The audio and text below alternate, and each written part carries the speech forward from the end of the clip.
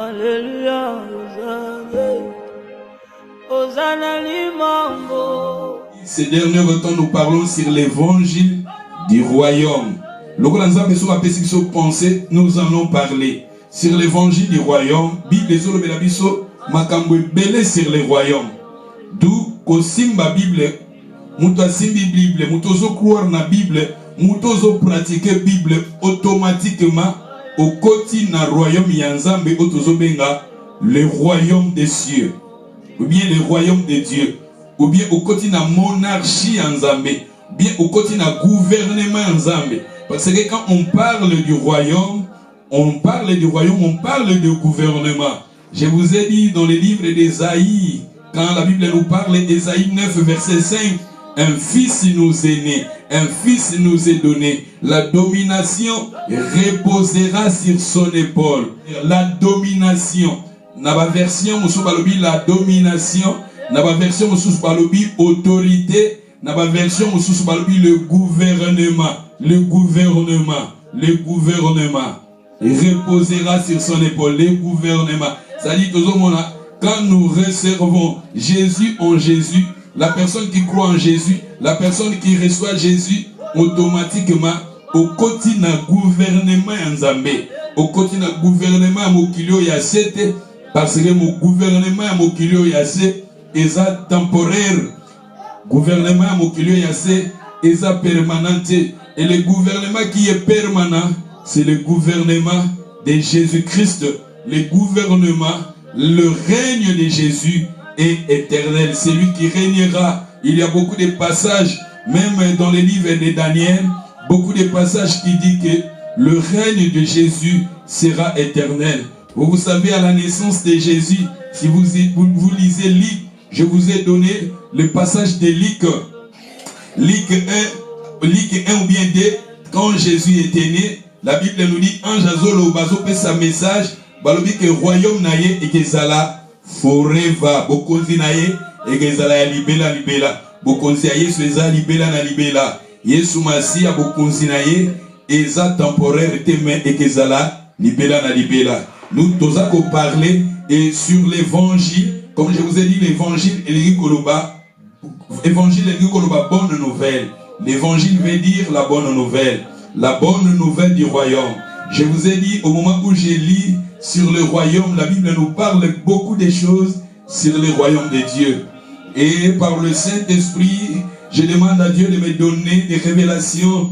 Je demande à Dieu de me donner son intelligence pour interpréter le passage belé. Parce que ça n'a pas passage belé où on peut parler sur le royaume. Parabole mini Jésus a fait ça qui dans la Bible, parler que du royaume. Parler que du royaume. D'où le Saint-Esprit, j'ai besoin de l'interprétation divine, que le Seigneur me donne l'intelligence divine, que le Seigneur me donne l'inspiration divine pour que j'arrive à interpréter ce que le Seigneur veut nous enseigner. Et ce que le Seigneur m'a inspiré, ce que le Seigneur m'a révélé, et tout le monde malembe sur l'évangile du royaume. Oyo nzamba alakisi pananga alobelinga et tokoye kolango. Misusu soki nzamba alobelinga ite ou bien lakisi nga ite parce que ko interpréter pe Bible eza peu difficile, ko interpréter Bible eza peu na mamusu eza très difficile.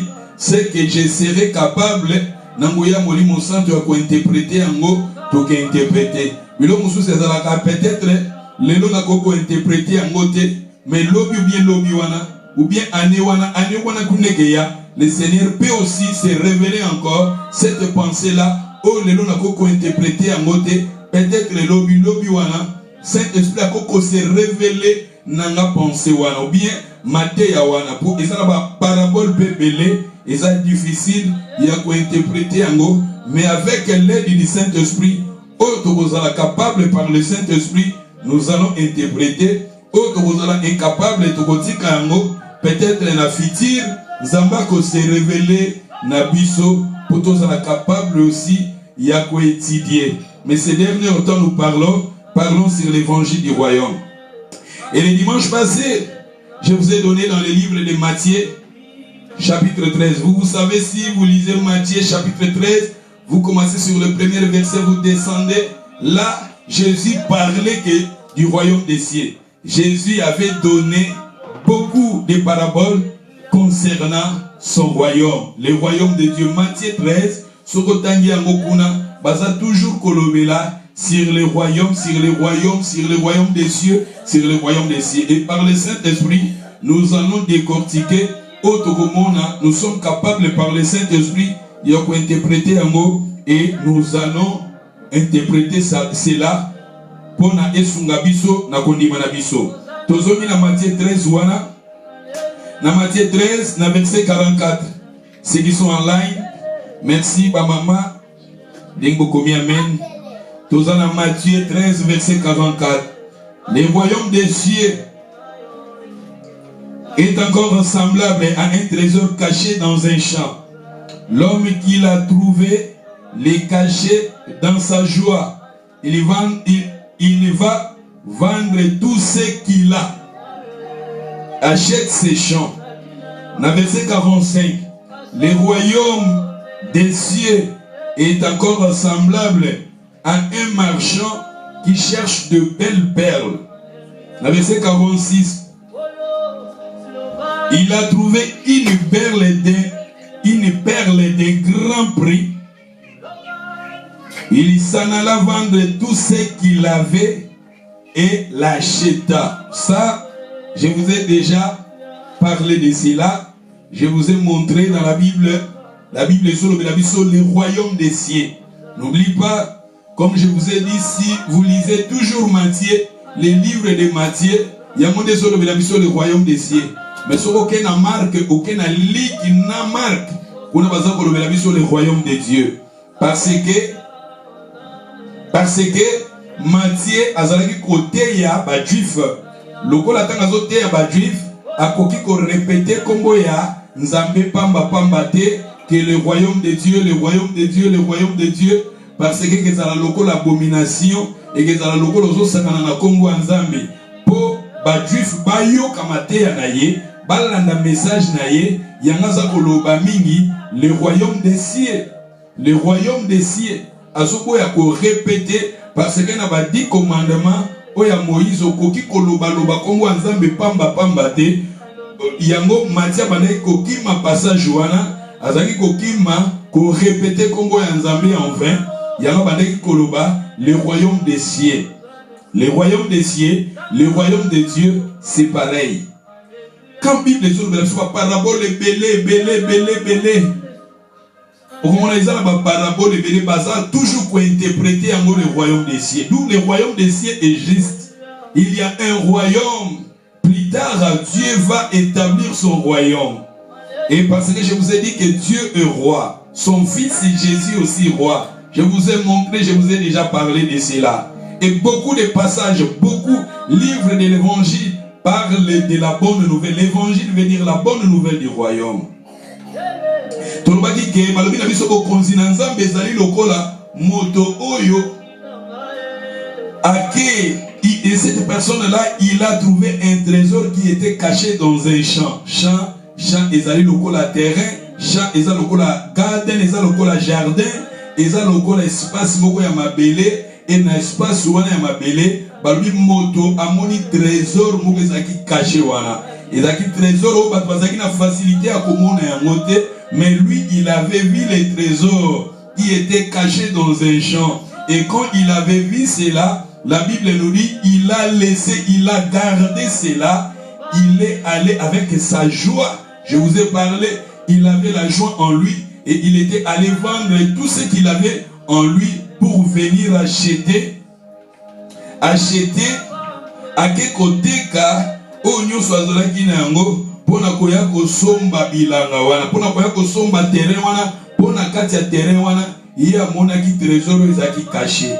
Balobi bisusu bokonzi na nzambe eza lokola commerçant moko, tanga zo kende na commerce na ye, amoni ba mayaka, amoni ba perle, amoni ba mayaka, ba bijoux, tozo kende na ona sensa ba bijoux, amoni ba perle, ba mayaka moko, ezalaki ya grand prix, ya grand prix. Moni yango et il a que payé pe lisusu a que côté kao nyonso ya zalaki kuna balobi ake koteka ape balobi ake koteka oyo nyonso azalaki nango pona koya kosomba perle wana pona koya kosomba trésor wana. Je vous ai dit que trésor na perle oyo ba bijou oyo eza image à Jésus, eza image à Jésus. Je vous ai parlé dans le livre de Matthieu 13 verset 38 balobi monde otozo vive eza bilanga. Ce monde est symbolise eza bilanga. Mokili otozo fanda balobi yango eza bilanga. Et lokola mokili eza bilanga na kati ya mokili oyo Yesu aza trésor, mais aza trésor moko aza caché. Ba oyo bazo découvrir ye bato wana nde bazo zwa bomoi na siko bazo découvrir Jésus oyo aza trésor aza caché na mokili oyo yase aza caché na mokili oyo yase bato wana bazo zwa bomoi na siko. Nalobaki na biso na Colossiens chapitre 2. Si vous commencez dans les versets 1-2, la Bible nous dit là-bas, c'est Jésus qui est le trésor caché de toute la science, de toute sagesse. Yesu aza trésor, Yesu aza trésor. Et donc il lisusu na Colossiens 1, kuna lisusu na Colossiens 1, tam tozo kita balobeli biso lisusu Yesu ezalaki Colossiens chapitre 1 verset 26 en descendant. Et c'est quand que Christ a nous l'espérance de la gloire. Jésus-Christ a un trésor. Ouyo, balobi awa. Jésus-Christ, les mystères cachés dans tous les temps. Balobi awa, c'est Jésus révélé à ses saints, à qui Dieu a voulu faire connaître quelle est la glorieuse richesse de ces mystères parmi les païens. Savoir à Christ en vous l'espérance de la gloire. Yesu aza trésor oyo makambo nyonso kitoko et bombami kati na ye. Moto a trouvé Yesu. La Bible nous dit le salaire du péché c'est la mort, mais le don gratuit, cet don gratuit là, c'était la richesse. Cet don gratuit là, c'était Jésus. Cet don gratuit là, c'était la perle oyo à grand prix. Perle oyo ya grand prix. Yenda za image ya Yesu. Mutu akutani na Yesu. Mutu ayambi Yesu. Mutu animi Yesu. Masumu na ye limbisami. Mutu animi Yesu. Kongole bakomi na livre de vie. Mutu animi Yesu. Balobi ba transférer na royaume à lumière. Mutu animi Yesu. Aza réconcilier na nzambe. Mutu animi Yesu. Akomi mwana na nzambe. Mutu animi Yesu. Akomi ekelamu na sika. Mutu animi Yesu.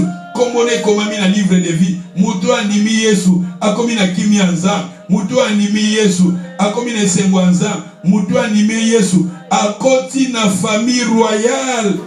La Bible nous dit, vous n'êtes plus des étrangers ni les gens du dehors, mais vous êtes des concitoyens des saints, gens de la maison de Dieu, gens de la famille de Dieu. Et tout ça, à travers Jésus. C'est Jésus-Christ qui est notre trésor. La personne qui est à Jésus, cette personne-là, les rideaux du temple est déchiré. Maintenant, il a maintenant cet accès de s'approcher auprès du Père.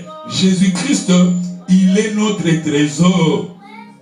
Ceux qui sont connectés avec nous en ligne, vous pouvez écrire Jésus-Christ, il est notre trésor. If you are there, you can write Jesus is it. Jésus-Christ, il est notre trésor. Je vous ai dit que la personne qui a trouvé Jésus, si vous avez trouvé Jésus, vous savez, j'aime souvent dans les livres de Romains, vous savez Romains chapitre 8, nous pouvons lire le Romains chapitre 8, nous allons commencer dans le verset 30, allez là-bas dans les livres de Romains chapitre 8, nous allons lire les versets 30, mais j'aimerais les versets 32. Ceux qui sont en ligne, Romains 8, 32. Romains 8, 32. Romains 8, verset 32. Totangi Balobi. Balobi, ceux qu'il a prédestinés, les a aussi appelés. Et ceux qu'il a appelés, les a aussi justifiés. Et ceux qu'il a justifiés, les a aussi glorifiés. Que dirons-nous donc à l'égard de ces choses? Si Dieu est pour nous, qui sera contre nous? Si Dieu est pour toi, qui sera contre toi? Si Dieu est pour nous, qui sera contre nous? Et nous continuons. La Bible nous dit, j'ai aimé le verset 32. J'ai aimé le verset 32. J'aime souvent le verset 32. J'aime souvent le verset 32. Lui qui n'a point épargné son propre fils. Il n'a point épargné son propre fils. Pourquoi? Parce que Jésus était précieux pour lui.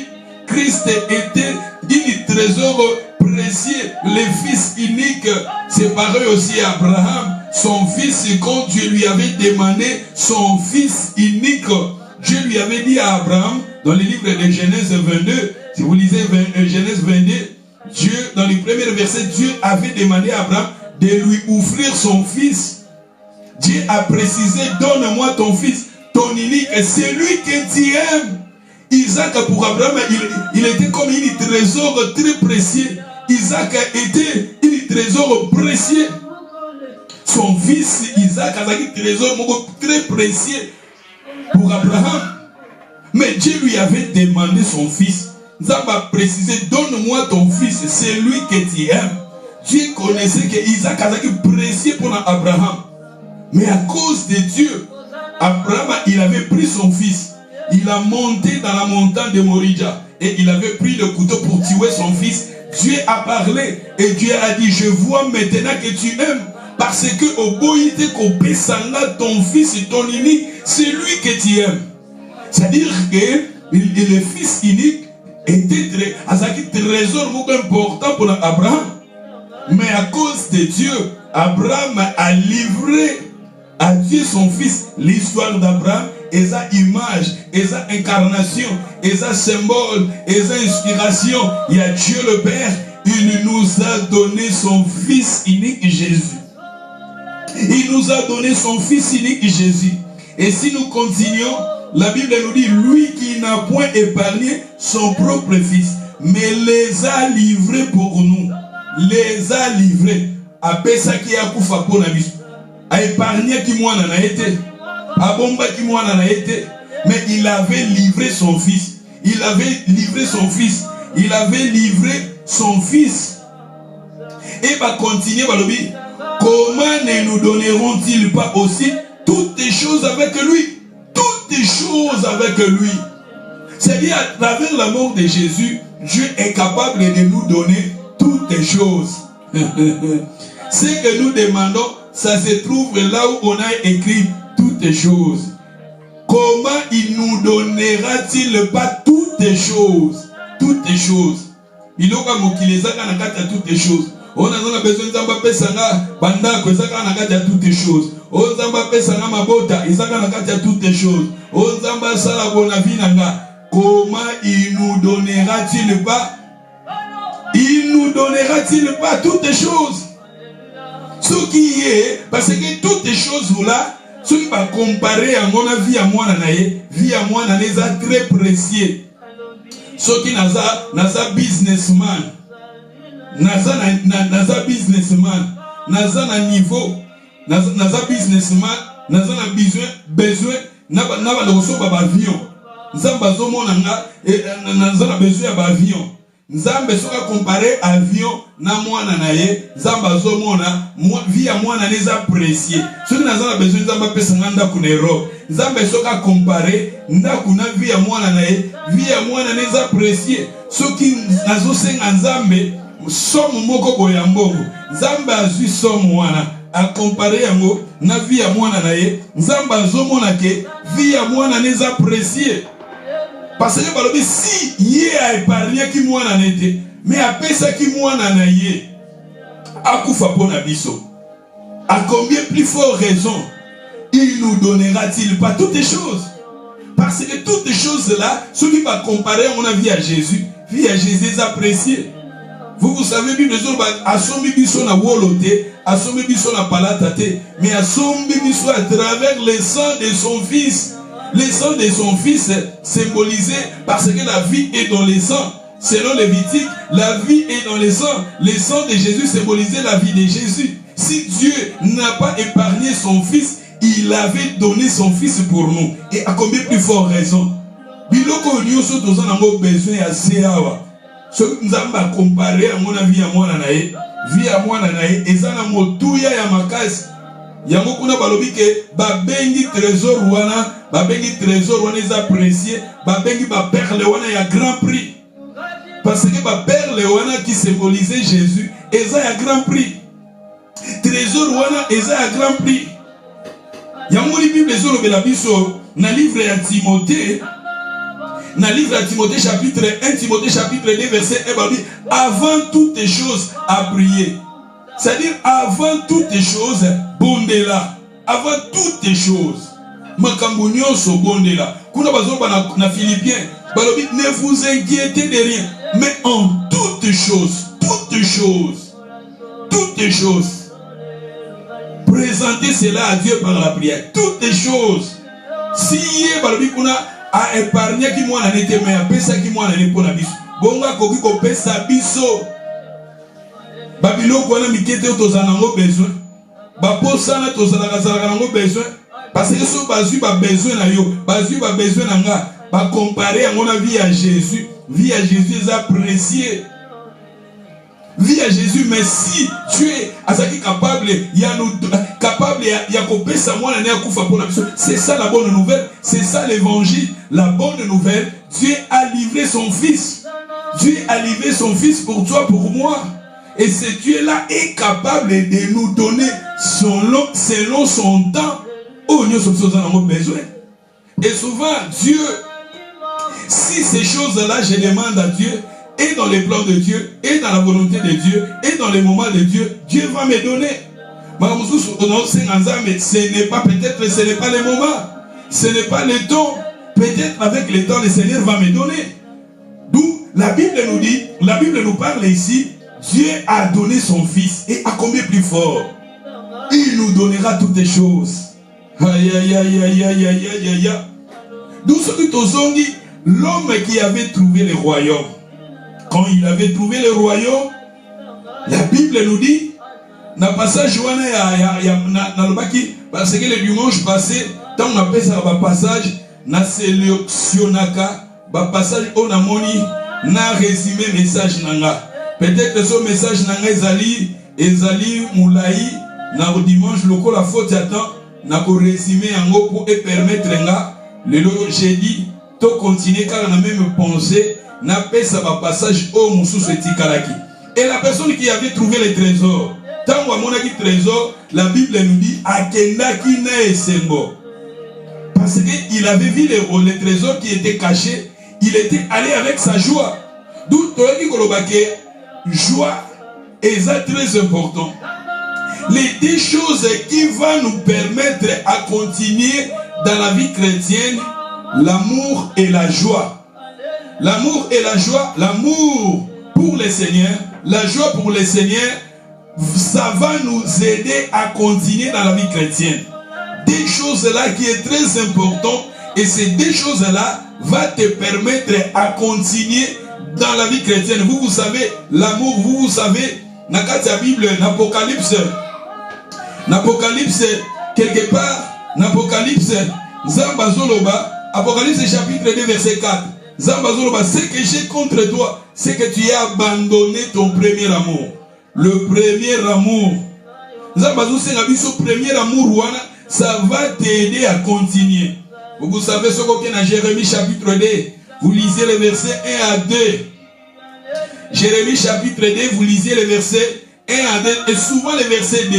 Jérémie chapitre 2, verset 2. Je me souviens de ton amour.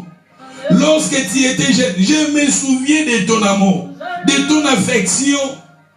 Et comment tu me suivais même dans le désert. Israël.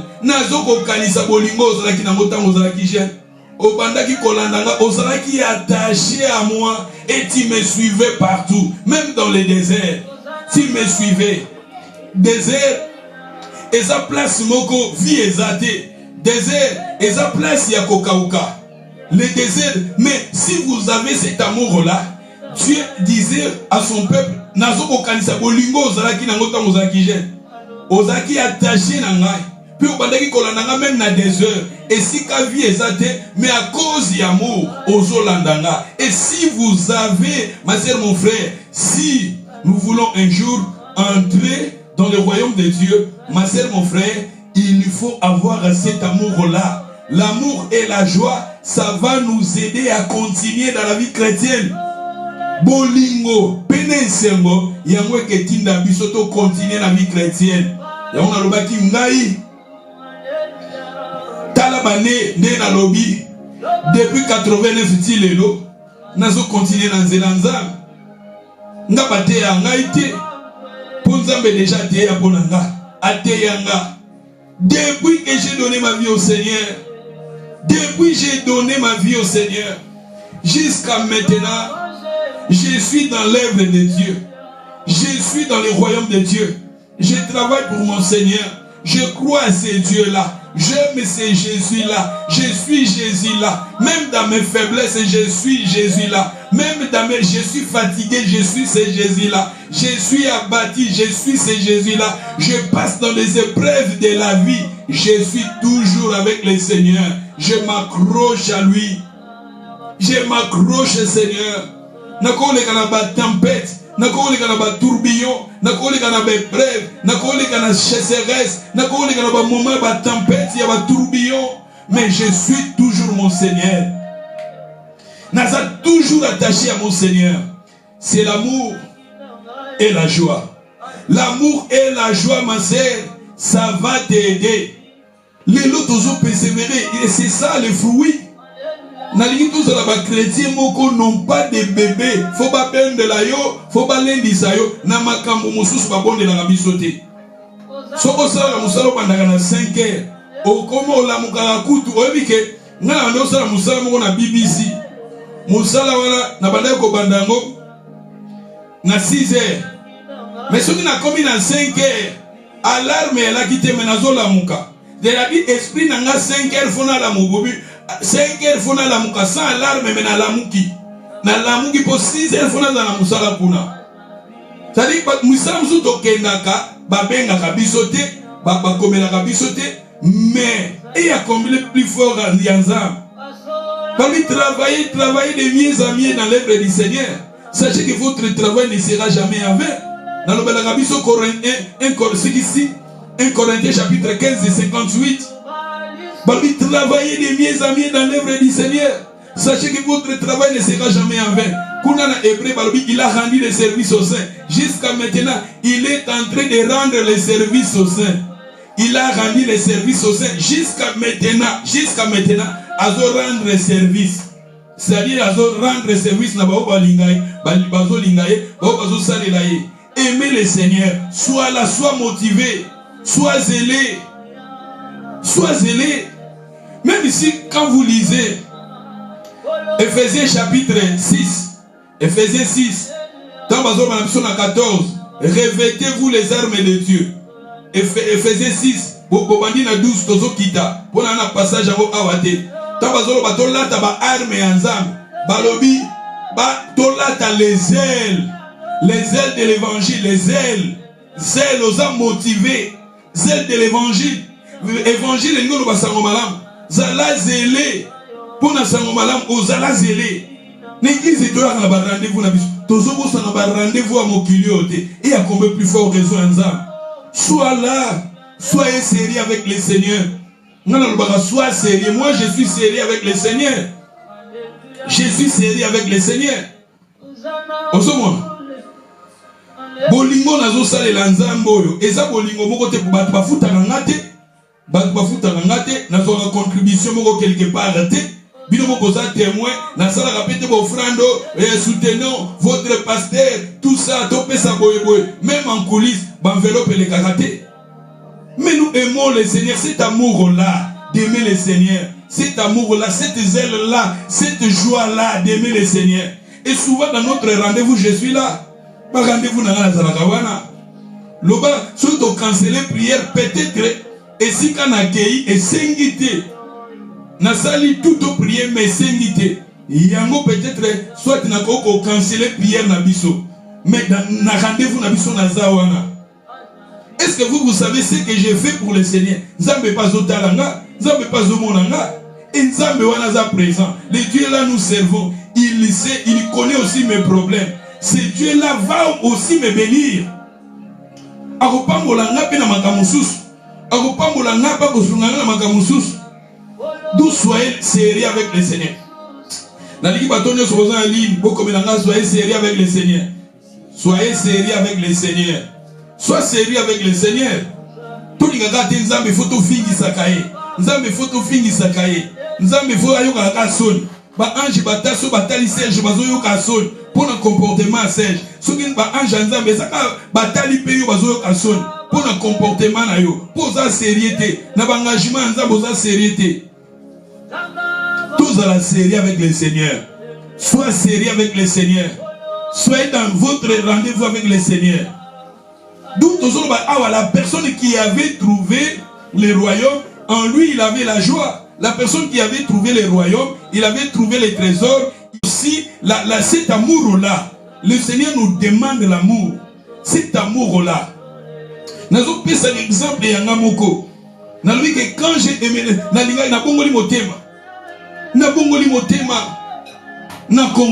depuis 89,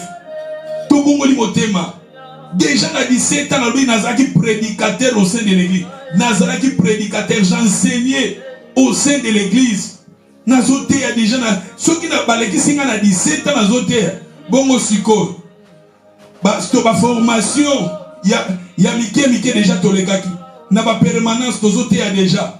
Ba évangélisation maison par maison tozo kende. Ba visite tozo kende. Ba programme église tozala ki wana. Nini to sanité pour Nzambe. Ngambo naza choriste, nazaki choriste, nazaki gagneur d'âme, nazaki moyembi. Musala nyonso yo ya Nzambe nazalaki kocha maboko na ngeza wana. To sali pour Nzambe. Le Seigneur a permis que na en France. Na vi na France na ville en Lançon, na chaka to banda musala Nzambe pe wana. Le Seigneur a permis que tu es na Londres. Na Londres pe toke to saleli Nzambe. To saleli Nzambe. Na bi ke ta on a ki Londres. Et si ka penza na mona penza ke na eko se retrouver na epena na famille royale parce que na Londres et si ka na komelaki église na komelaki basali na Nzambe na sepelaki na bango moto na ngana na eko se retrouver na famille royale na famille Nzambe moto na nge peli lisusu et loko na France na sali inane na moni na France vraiment batu balingi Nzambe te c'est pareil na mona na France eza loko la Cardiff na Cardiff batu balingi Nzambe te na Cardiff les gens balingi Nzambe te mais na Londres ozomona batu balingi Nzambe basali na Nzambe bazawana bana na Nzambe bazawana baseri bazawana batu balingi musala na Nzambe mama tozala zélé papa tozala zélé pour na Nzambe na biso tozala zélé c'est lui qui va nous payer c'est Dieu là va nous payer.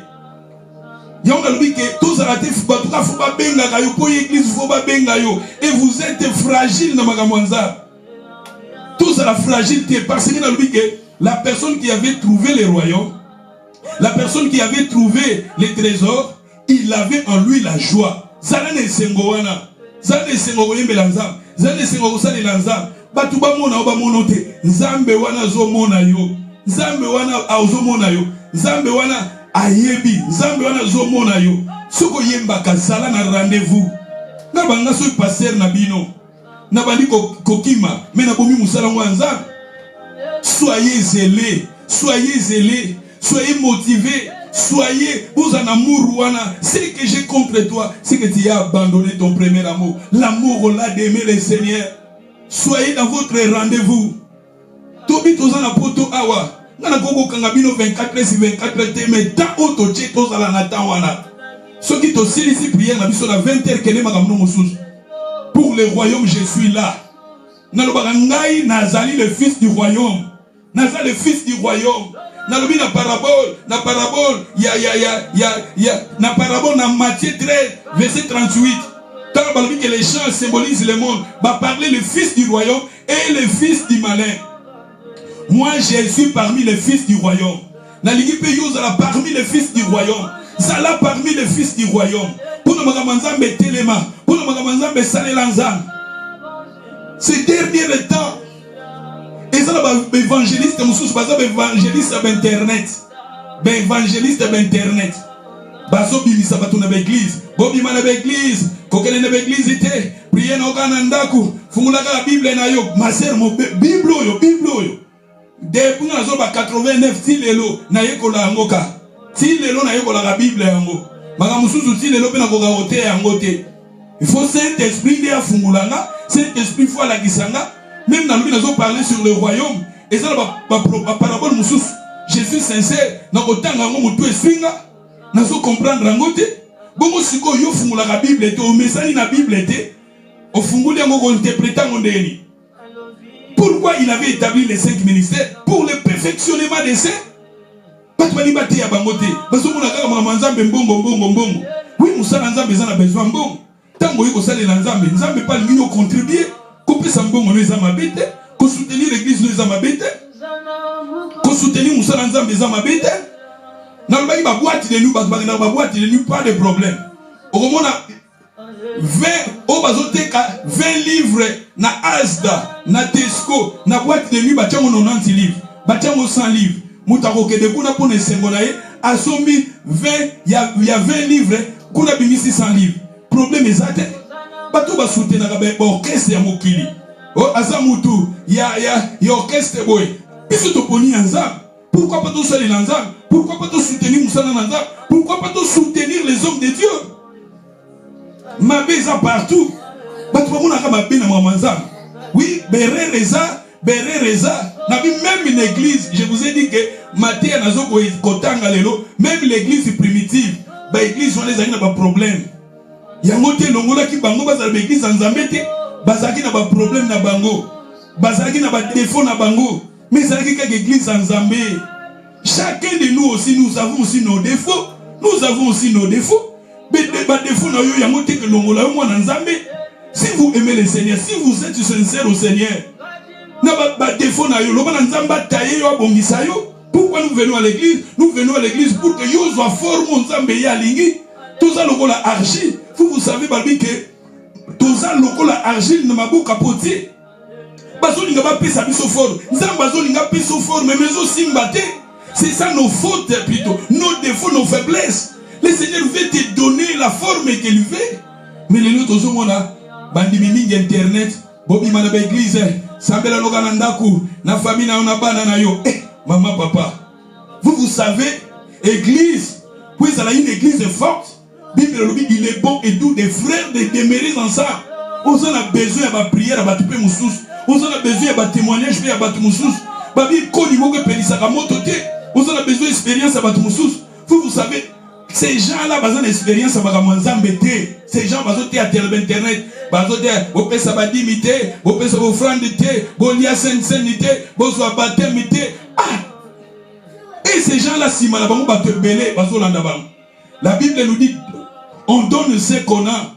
La Bible nous dit ajouter à la fois l'intelligence, ajouter à la fois la science. Il a besoin, oui, Nandimi Seigneur, mais il faut bâtir ça, science. Nandimi Seigneur, mais il faut bâtir ça, science, connaissance. Mais pour ce moment, nous avons interprété à ma bé. Pour réparer ma bé ou peut-être que vous avez 20 ans, 40 ans. Si vous avez 40 ans, vous avez une belle. Et vous avez une église. Ceux qui ont une église, tous ensemble, ensemble, ma soeur, mon frère, moto na biso to za l'efficacité. Bible lobi, soyez prudents. Lumière ezakati na bino comme ténèbres était. Lumière comme akati ezakati na comme ténèbres était. Ce qui lumière ezakati na comme ténèbres ngolo bani. C'est Jésus qui est la lumière. Mon boye soit comme ténèbres était to salani. Faut to kuta na to prier na to zalaka. Et ces gens-là, on a un message na bango ezakaka yango wana. Ezakaka bopesa ba dignité, bopesa ofrandité, l'église est zayonde. L'église locale est zalaki, l'église spirituelle universelle est za. Nous avons des églises, l'église spirituelle, l'église locale. L'église locale, c'était du bâtiment. L'église locale, tant que sangana. L'église spirituelle, tant que sangani, et comme église. Toko longwalelo, a toko prier na terrain, église prier na terrain. Toko tokolongwa tokomi ko prier na hôtel moko boy église ezo prier na hôtel et ça l'autre ozo prier et ça l'église c'était mais quand nous réunissons là et comme église tant que ozo sangana comme église bâtiment église était tant que biso tozo sangana comme église ba église même la Bible bazaki na ba problème na bango na livre à Corinthe tant livre à Corinthe ba bi ke na kat église moi nazo kene na moi c'est papa na église à Corinthe makambo ya sainte balobi ke tant bozo lia sainte bo examiner bo tala ba vie na bino parce que ezana bato ebele bakufaki tant bazo kolia vie na bango eza mabe bazo lia sainte eza l'église à Corinthe d'où les chaque église bazaki na ba problème na bango ba potre ba bimisa ba tuna église était les autres ont la bandimi internet bobi manebe ezana ba tumusus baza attaquer baza na ba problème baza na ba mari de nuit baza na ba femme de nuit baza na ba combat spirituel o bango moko ba kokokate. Donc quelque part toujours le bâtiment bana na nzambe tous à la motiver bana na nzambe tous à la zéler tous à na amour wana tous à la bolingo wana ce qui te tolobi que tous à la na joie wana joie ce qui te d'abord na Jean chapitre 15 verset 11 Jean chapitre 15 verset 11 je vous dis ces choses afin que ma joie soit en vous que votre joie soit parfaite votre joie. Le Seigneur veut que ta joie soit parfaite. Cette joie-là, ils ont la parfaite. Joie na yo, ils sont dit awa, na lingi ke. Joie na ngeza la kati na bino. Po joie na bino comme parfait. Ça dit qu'on sale la nzambe, nzamba zo linga pito za na esengo. Ozo l'église ozo na esengo. Ozo sale la nzamba ozo na esengo. Parce que so ozo na esengo, t'es avec le temps gotika. Avec le temps na gotika. Et donc, ils ont continué dans la vie chrétienne. Et c'est un amour na Seigneur. Dans la vie, amour avec le Seigneur. Pour ça, on a zanango, na pesa na bino, na kabula na bino. On a zo pesa na bino, boko pesa ngani. Bat boko pesa ngani. Mais vous êtes là, tant bozo ya déjà, ezoe, tant déjà la vie, au linginga mona la activité, soit là les dimanches, soit là les jeudis en ligne. À part ça, ça l'a préoccupé na yo. Préoccupé. Après ici, je vais aller à mon travail. Je suis préoccupé. Ce qui n'a pas libre d'organiser jeûne, d'organiser prière. Bah prière n'a pas en ligne, soit là, prie. Je suis là. Mais après, ah ouais, ça t'es que tous à la kaka, olinginga, benga kanga chaque jour, benga kanga, yagotala nanda kwete, naza préoccupé. Yo yagotala nanda nazolal. Tant que vous avez peut-être tant que la mouki n'a vu qu'il y a 2 heures, faut que vous ayez 1 heure à prière, 1 heure à autant la Bible pour préparer ma terre. Yo ye, oye to legisika batana mamezanga, ou bien to legisika attend pour rien. D'où tous à la préoccuper. Toi na potombo comme préoccupé. Soit là na ba rendez-vous na biso to pesi pour nzambe soit là. Et après tous à la na ko kanga binote awa, ce qui ndena lobike et 100 jeûne à 100 jours. Et au fil et à mesure, il y a des gens qui ont kokola. Tous les sous soutiennent les jeunes, tous les gens qui ont 20 ans. Tous les gens qui ont kokola. Mais quand vous avez 20 ans, les autres ont au salangoté. Non, nous avons gêné les jeunes, il y a 3 jours à sec. Mais les autres, comme dans les autres passés. Il faut tout ligner Seigneur, mais il faut tout adapter à nous. Dans âge. D'où ma sœur, mon frère, toujours au baquet, tous à la rendez-vous n'abisso avec le Seigneur. Sois là. Mouta bengo kate, musala tokendaka. Musala tokendaka babenga abisote. Bongo yanzam. Oyemba soit là. Ozam oyembi soit là. Na lino tozo kendelaka, tokomi mutu nyonso alinga prier na ndako na surtout na potwa ozwa ngaku nazo bangaso naza pasteur. Naza na bolingo nzambe bolingo na nzambe na leki na be preuve belé na leki na makamwe belé ozo lelo na sosoli ke ye na sosola déjà ke Yesu azanyo sopona nga mais nazomona na poto awa misala ya poto omoni peto oza na poso prier mais nzoto outi kayu nzoto eza kolemba nzoto eza kolemba mozoyeba molimo no ko corno oza na posa yo bonde la menso teza na bolembu bongo siko yo oza na connaissance lokola ngate okouta no kayo lali lelo lali lobi olali wana vie de prière ezate ozaka ka chrétien ya Congo mais vie de prière bonzambe wana ezakati na yo te donc tozosala bakadre oyo fo tokutanaka tobondelaka tozwa moto wana tozwa chaleur wana soit là ndako bengo lelo bongo lobi wana et ni nazobi anatera bino la bonne nouvelle du royaume. Je suis là, je vous enseigne le royaume. Que tous à la zélé. Quand vous êtes zélé, si vous aimez le Seigneur, l'amour là, dans le but pour continuer la vie chrétienne, deux choses, l'amour et être zélé, ou bien avoir la joie. Moto Oyo, quand il avait trouvé les trésors, il avait la joie. Jésus a zoloba que ma joie soit en vous, ma joie soit en vous, soit parfaite. Parce que ce qui toquait dans Jean, chapitre 16, verset 24, Jésus a répété sur la joie. Alors, Esengo nanga za la kati na bino, Esengo nanga. Dans Jean 17, verset 13, Jésus a répété, Esengo nanga za la kati na bino. Vous savez, même l'église primitive, dans l'église primitive est Botamaki. Acte chapitre 2, verset 46. Nous allons lire Acte chapitre 2, verset 46. Allez dans le livre des Actes. Chapitre 2, verset 46. Quand l'église primitive était née, nous allons voir l'église primitive. Quand l'église primitive était née, les gens faisaient quoi? L'église primitive, Acte chapitre 2, verset 46, ils étaient chaque jour, tous ensemble, bazalaki assis dans les temples. Bango bazalaki chaque jour, tous les jours. Mais les autres moni Nathan abiso photo que les bakayou, hein? Photo que les bakayou. Passage au peut-être na Congo basala raté. Bon, peut-être na Congo basala raté bakoko za chaque jour. Mais peut-être biso pe toko kokutanaka. Tokoki kokutanaka selon l'emploi du temps na biso. Babi bango église primitive, ils étaient chaque jour. Bilo muso ezo dépendre quand le réveil peut même abamaka mususu. Réveil oyo réveil tango yé na ville batu penda bakutani na nzambe Saint-Esprit akiti pa babilo mususu, c'est-à-dire toko bana osala que chaque jour mutauti kayu aye na rendez-vous, auti ndaku na ye aye na rendez-vous, auti musala na ye aye na rendez-vous. Makamuso ezo senga réveil yo penza si euti pa molimo centre. Et tomoni awa l'église primitive tango réveil salami Saint-Esprit akiti balobi chaque jour bazalaki ensemble. Il y rompait les pains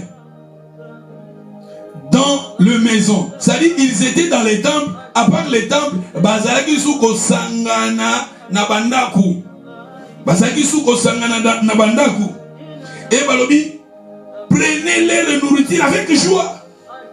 Simplicité de cœur. C'est-à-dire les gens, nous voyons, les gens bandaku dans le temple, bandaku na bango bazalaki na sengo. Et c'est moi les autres qui d'abord prier les ananda kubaye. Les autres okutana na temple baké. Les autres okutana na passer dina baye. Lobi nanda passer petit baké. Lobi nanda passer jovial baké. Lobi nanda passer nanou baké. Lobi nanda quoi espé baké. Lobi nanda quoi même espé baké. C'est-à-dire les gens ils étaient là. Et donc on dit les autres qui d'abord joie wana bazalaki nango. Joie o bazalaki nango. Joie. Joie, on a dit que joie et que tu n'as pas continuer. Si vous avez l'amour du Seigneur, si vous avez la joie, vous persévérez.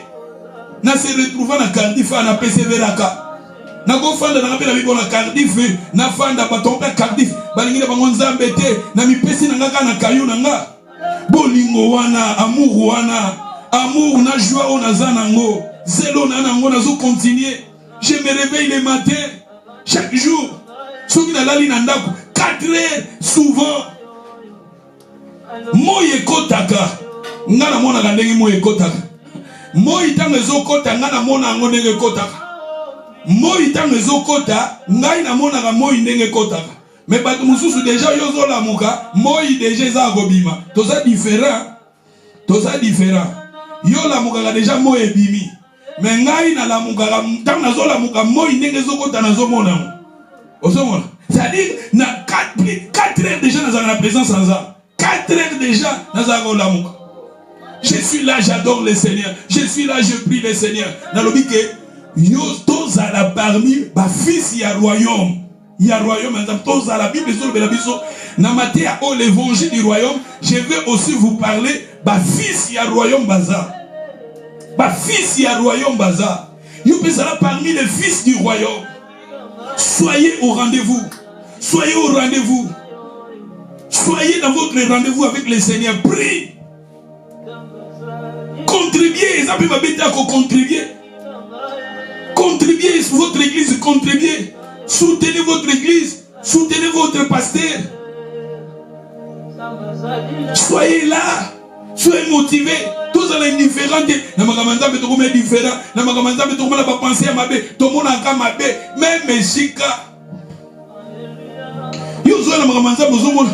Déjà, il y a des mauvaises pensées dans l'église. Il y a déjà des mauvaises pensées. Mosali nanza bazolo banobo. Yo zala ba pensée na yo. Wana ba pensée no zomone la. Bazote yo magamususu yo zomona magamususu. Bazolo bano magamususu yo zomona magamususu. Donc bref, souvent dans l'église tous on a pas problème. Ngana zote ya mususu yo zo raisonner mususu. Ngana zolo ba mususu yo zo raisonner mususu. Donc il faut tout longola ba penser wana. Parce que nous sommes en ndoto loti, ndoto na yo loti. Comme c'est en réalité, ndoto na monaki, et tout ça, boye boye. Vous savez dans ndoto babi Satan lo bagana ndoto ça, diable pas lo bagana ndoto. Diable pas lo bagana ndoto. Biso ngana zo ba ngana za parmi les fils du royaume. Yo bezala parmi les fils du royaume. Tolinga musana nzam, tolinga basadi na nzam. Tolinga œuvre de Dieu, soutenez vos églises, soutenez vos pasteurs, soutenez vos assemblées. Tout le monde a battu à musicien à Kingani, bakolati sa musicien na bango, bakolati orchestre na bango. Biso na quartier na biso. Aucun quartier na bino besoin d'orchestre. Au moment où l'orchestre va se répéter na simanda kumorobo. Bino boye wana tala batebele. Je me souviens, bon orchestre à quartier et que nous remettons quelque part. Tout ça motivé. Et jusqu'à l'élo, batu baza ba motivé dans ma makambuana. Batu bazo soutenir ba musiciens, bazo soutenir ba orchestre na ba. Il y a combien plus fort pour de soutenir makamwanza mbete. Pourquoi pas de soutenir nos églises étaient? Vous pensez que si l'église est ça, église, ton famille demande que l'église est la force, l'église est la puissance. Ou on a mis cette stratégie, l'église est comme un faible, tout comme un faible. Nabi Satan pour nous kangabiso akoya na ba corde ya mikie ya minene te. Ayi que pour l'émission na pote, à l'émission na foi. Akoya na ba corde ya mikie. Kanyo lelo mokolobi on s'est retrouvé ba kango 10 000. Kata ba corde ba singanyanta ba kata yango. Soki to koka. C'est-à-dire que na poto awa pour nous garder foi ça difficile. Ko garder foi na poto. O uti kayu. Ba kayu oya ba 12 heures du temps. Au bandit, 8 heures à Tongo, 20 heures. Au ça, 5 jours, 8 heures à 20 heures, 8 heures à 20 heures. Bisoto bandara, 20 heures à 8 heures. Yaka la muka bondela, yaka tanga Bible. C'est-à-dire, et ça, Bible, tala, nazolo bake, et nazana besoin, nakutana, même to kutani en ligne niveau, et zo sunga, nazote en ligne, tozo bondela en ligne, et ça peut église, en ligne niveau, et église. Mais aussi, il y a des photos physique, mato kutanaka. To kutanaka physique, mato bondelaka. Tout aux olobake, tous à la nesengo wana. Maintenant, clôturer tolobike, tous à la personne qui avait trouvé le royaume en lui, il avait la joie. En lui, il avait l'amour. Et cet amour-là, il y a un wetinda qui est à Kenogoteka, Onyo Swazalaki Nango. Tous na amour, amour tolinga nzambe, tolinga Seigneur na biso. Tant muto alingi Seigneur naye, alingi Seigneur naye, la personne qui avait trouvé le royaume, il avait en lui la joie. La joie est mon petindie na bolingo na zaki nango akendo koteka onyo sazaki nango. Tolobi ke kozana amour na esengo eza important na musala ya nzambe na royaume ya nzambe oyo, parce que so kozana esengo Ozana sengo na bolingo et que tinda yo continuer vie chrétienne na yo. Ce qui toke na Néhémie chapitre 8 verset 10. Néhémie chapitre 8, verset 10. La phrase à Souka balobi, la joie de l'Éternel sera votre force. La joie de l'Éternel sera votre force. Ozobona. Quand vous avez la joie de l'Éternel en vous, ça sera ta force de continuer. Ça sera ta force de continuer. Nalobi awa ngai soki na continuer parce que eza joie o nazanango. Batu musuba kasana zoka mbongo ni nazwaka. Batu kuna musala nzambe okomona ba soutenir la pedozo bon. Tochaka ba coordonner à banque mais na ebite ba coordonner à banque. Pomona batu ba chambongo ba soutenir rare. Mais ba ndeko toza toyaka na biso o tozomona nana wana ça va. Mais omona na bi ngape nazate makam nazoloba awa nazoloba vinanga. Nazoloba vinanga.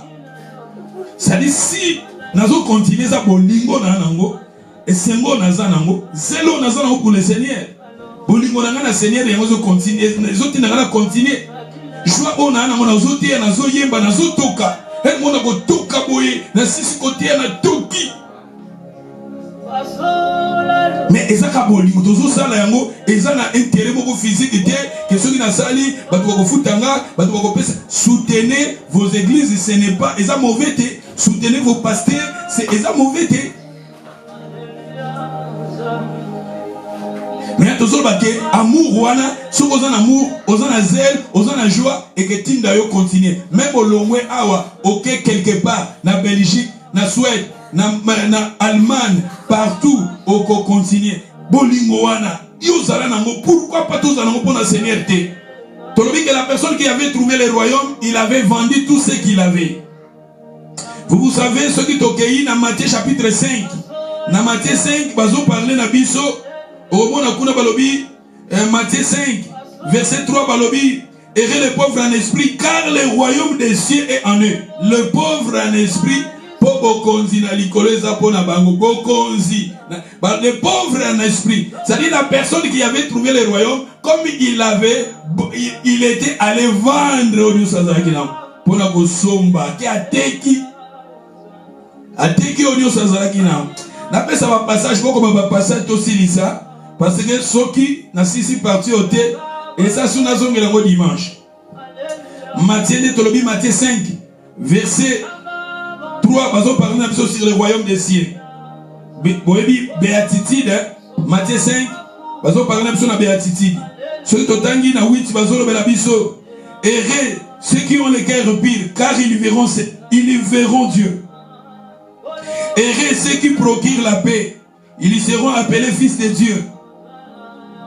Va continuer la verset 10 va dire errez ceux qui sont persécutés pour la justice car le royaume des cieux est en eux. Bazo parler sur le royaume des cieux, le royaume des cieux. Aïe aïe aïe, vous continuez Nicolo et Zamatata. Na Matthieu wana, Nérabi 5, na verset 12, va dire réjouissez-vous et soyez dans l'allégresse parce que votre récompense sera grande dans le ciel. Balobi, tango balobi. Tant na 11 wana na Matthieu 5 verset 11 balobi errez serrez-vous lorsqu'on vous tant bagonyo kolabino tant bagofinga bino bagomoni bino pasi parce que balobi votre récompense au ciel sera grande. D'où solo que la personne qui avait trouvé le royaume à Sakini a kendaki kote kanyon so yazaki tobi tote kanini wana toye na Galates chapitre 5 dans verset 19, la personne qui avait trouvé les trésors, il était allé vendre ce qu'il avait. La personne qui avait trouvé la perle, et elle aussi, ou bien lui aussi, il était allé vendre. Trouva qui trésor, kendaki koteka onyo sobaza toteka nini, okoteka nini. Tokene na Galates chapitre 5 19. Balobi, or les œuvres de la chair sont manifestes, ce sont l'impudicité, l'impureté, la dissolution, l'idolâtrie, magie, et querelle, jalousie, tout ça, dispute, division, secte, envie, livrognerie, et balobi, et va continuer, l'excès des tables, et les choses semblables. Ozomona, makambu oyonde, il faut toteka. Ces choses-là, Oyo, Galates chapitre 5, Babi na biso phototeka. I makambo ne phototeka yango. Parce que ceux qui tokei balobi na suite na yango, ceux qui commettent de telles choses, bato bazo commettre makambo o, bakokota bokonzi na likolote. Yango tolobi que la personne qui a trouvé le royaume, il faut makambo batangeli biso awa, parce que babiloko oyo ba comportement o eza na vie ya bomoto. Na kati na vie ya biso bomoto, makambo o eza kati na biso. L'impureté, l'impudicité, l'idolâtrie, magie, kuna querelle, jalousie, babiloko batangeli biso yango wana, yango eza ba comportement eza kati na biso, eza richesse. Il y a corps physique, corps charnel. Corps charnel, ils ont un désir, ils ont la carte na moto. Et quand tu koutali na roi plutôt, na trésor qui est Jésus, tu vas de koteka. Koteka, c'est-à-dire, et logo yote, keza sou ya yote. Voiture ezaki ya yote, ki yango eza sou na possession na yote. Oza sou na autorité na ngote. D'où, tant na tiki yango na tiki yango eza sou yangate. Ba comportement on a tiki yango eza sou yangate. D'où c'est très important. Yango moni lisusu soki totangi lisusu Marc chapitre 10 otangi yango kuna baza Marc 10 baza ko répéter na jeune homme oyo alandaki Yesu atuni Yesu na sa nini pona hériter le royaume des cieux. Yesu alobine azongisi na 10 commandements. Et balobi moto oyo alobi ke atosa yango depuis son enfance et Jésus atali alobi ke ndeko teka onyoso yozana teka. Jésus parlait les mêmes Galates 5:19. Jésus a zongeli yango les 10 commandements. Na 10 commandements. Balobi ya salango abina salango depuis mon enfance. Jésus a talié. Alobi kende ko teka maintenant richesse onyoso yozana. Est-ce que Jésus parlait de la richesse physique? Non, Jésus parlait de la richesse spirituelle. Kende teka. Balobi sali et passe. Mais j'ai aimé Matthieu 10, verset 21, tant alobi gato sango depuis son enfance, Jésus t'a amonié, l'ayant regardé, les mains, Jésus a ligné, maman, même dans ma faiblesse, le Seigneur t'aime, même dans ma défaut, le Seigneur t'aime, même dans ma manquement, le Seigneur t'aime, même dans ma faiblesse, le Seigneur son pensée, les désirs, les actes, au kabouana, tika, babiwana. La personne qui a trouvé le royaume, a trouvé les trésors, il va maintenant vendre au Dieu Sazaginango, à Kokangamana trésor nae, à Kotika Baviona, à Kokangamana Jésus nae. Jésus n'a plus son nom à trésor nayo. Yesu aza trésor nayo. Toko Kangamana ye. Yamoni na 1 Corinthiens, chapitre 6-9. Bazolo Belabiso 1 Corinthiens 6 na 1 Corinthiens 6-9. Balobi. Ne savez-vous pas que les injustes n'hériteront point le royaume des cieux? Le royaume de Dieu. Ne savez-vous pas? Nasi sa pensée oyo to ici. 1 Corinthiens 6-9 balobi. Ne savez-vous pas que les injustes n'hériteront point le royaume de Dieu? Ne vous y trompez pas. Ni les impudiques, ni les idolâtres, ni les adultères. Batangeli bisokuna balobi, ces gens-là n'hériteront point le royaume. Ici, je vous parle du royaume. Hein. Je vous parle du royaume. Le royaume des cieux est semblable à un trésor caché. Mais la personne qui avait trouvé le royaume, il avait la joie.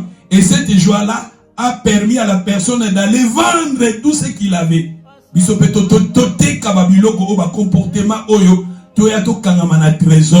Trésor qui est Jésus. Moi, je pense, je m'arrête ici. Et si Katoza Tobonde là, pendant quelques minutes que liloba oyo et ça la planter dans mitema na biso to bondeli alléluia alléluia mukaji mwa bambwe